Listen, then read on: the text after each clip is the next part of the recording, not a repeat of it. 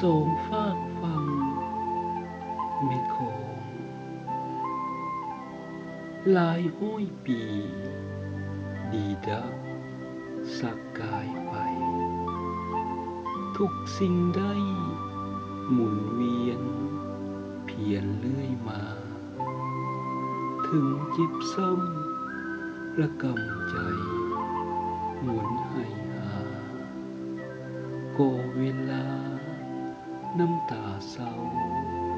เนาสื่นสมแต่เหตุใดน้ำตาลังสองฝั่งโขงจึงยังโน้มบงเหือดหายมาลายสิ้นสายเลือดเดียวยังอยู่กันต่างแดนดินดังเสียงแคนบ่ได้ยินทวินถึงกันจักอีกฮอด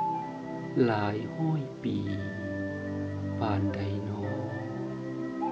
ความทุกข์ก็จะสาบสูญ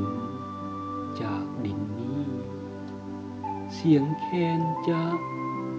ดังก้องมโหรี